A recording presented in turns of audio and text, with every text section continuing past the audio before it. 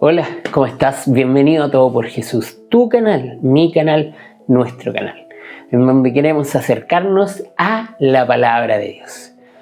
Pero hoy, antes de entrar en la arena, antes de que hablemos de demonios, o de hambre o de soledad, quiero que te detengas conmigo en un concepto que marcará el resto de tu vida espiritual. Vamos a llamarlo el momento Jordán. ¿Pero a qué le vamos a llamar un momento Jordán? Es ese instante de claridad absoluta donde el cielo parece que obra a tu favor. Imagina por un segundo ese día de tu vida donde recibes una noticia que cambió tu historia, o ese momento de oración profunda donde sentiste una paz que no podías explicar. Es una experiencia de luz donde sientes que Dios te mira y te dice: estoy aquí.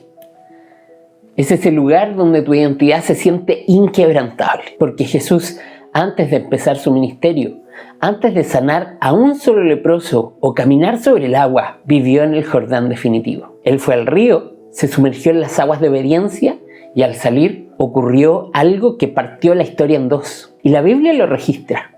Vamos a partir leyendo en Mateo 3, versículos 16 y 17. Y dice así: y Jesús, después que fue bautizado, subió luego del agua, y he aquí los cielos le fueron abiertos.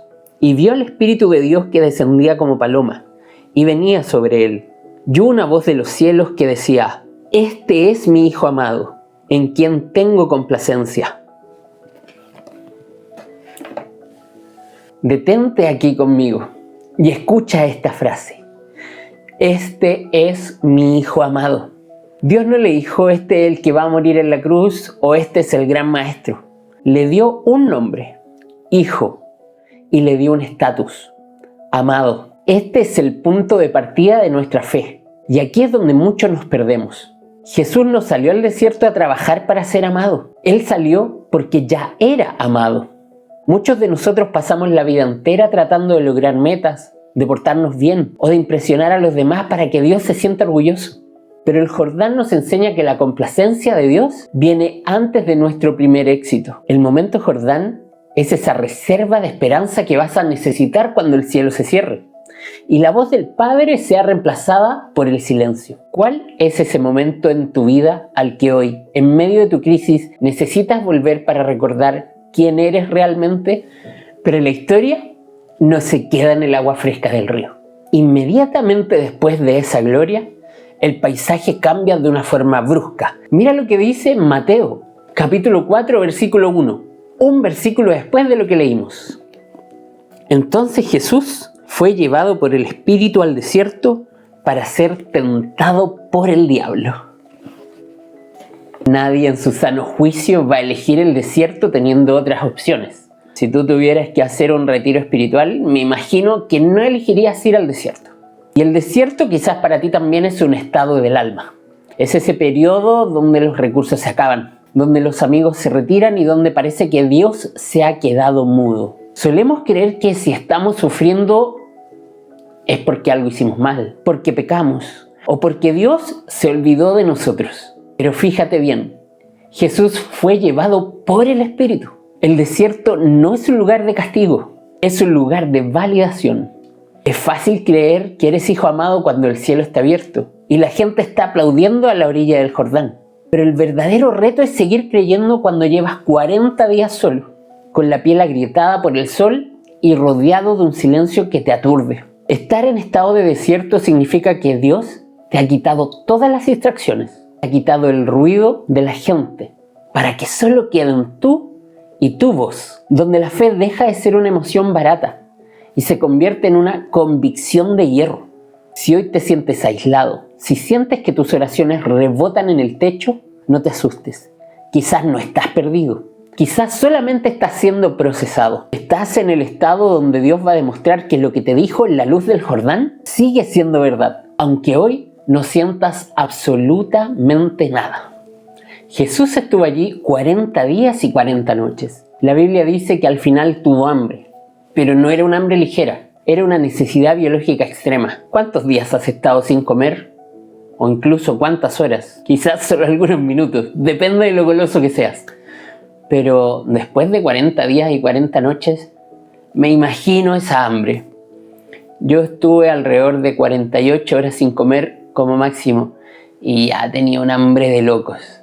Así que después de 40 días, y es aquí donde aparece el estratega del oportunismo, el diablo. Pero quiero que notes algo. El enemigo tiene el hábito de hablar y aparecer justo después de que Dios te habla. Él no atacó a Jesús en el río. Esperó que su cuerpo estuviera al límite. Su intención es exponerte a dudar de lo que viste en la luz. Y su primera palabra es un dardo directo al corazón. Mira, leámoslos en Mateo 4, versículo 3. Dice así: y vino a él el tentador y le dijo: si eres hijo de Dios, di que estas piedras se conviertan en pan. Fíjate en el veneno que le puso a esa frase. Si eres hijo de Dios. El diablo no cuestiona el poder de Jesús porque él sabe que Jesús puede convertir esas piedras en pan. Pero lo que cuestiona es su relación con el Padre. El mensaje oculto es: si realmente fueras el Hijo amado que el Señor, Dios, te dijo hace unos versículos atrás, ¿te tendría aquí pasando hambre? Un padre bueno no deja a su hijo que sufra. Usa tu poder, rompe las reglas, hazlo por tu cuenta. Pero Jesús le va a responder con una profundidad asombrosa. Va a citar Deuteronomio, capítulo 8, versículo 3. Así que leámoslo juntos. Deuteronomio, capítulo 8, versículo 3.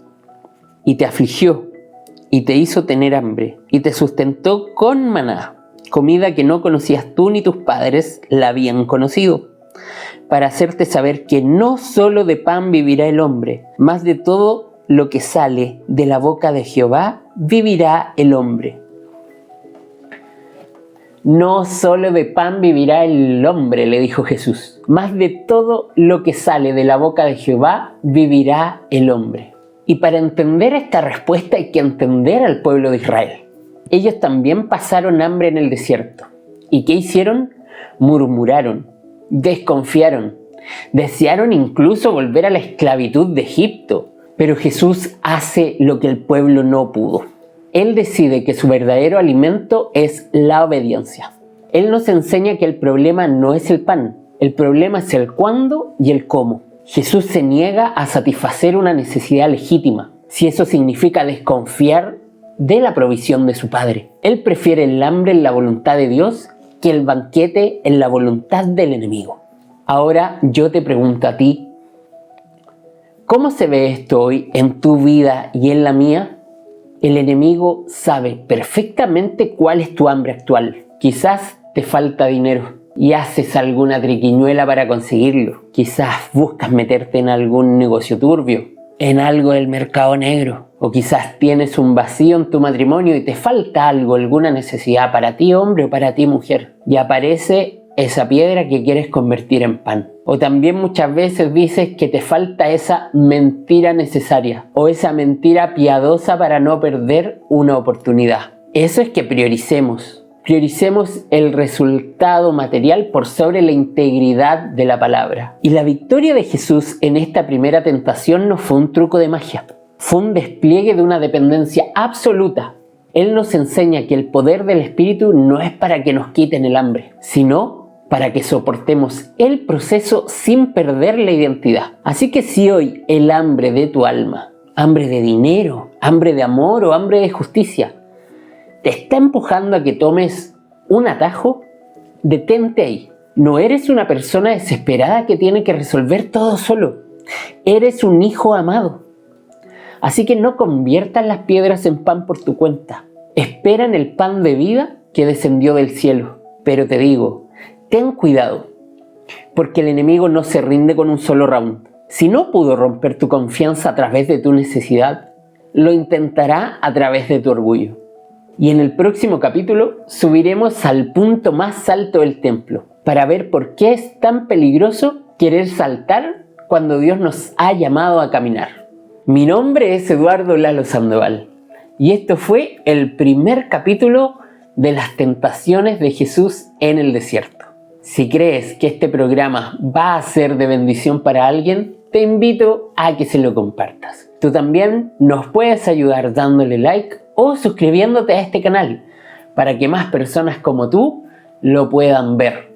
Recuerda que si no lo ves en YouTube, lo puedes escuchar en Spotify o en las demás plataformas de podcast que existen. Además, nos puedes ver en TikTok o también seguirme en Instagram para que no te pierdas ninguno de los avances que tenemos de Todo por Jesús. Y ya sabes, que tengas una excelente semana. Bendiciones.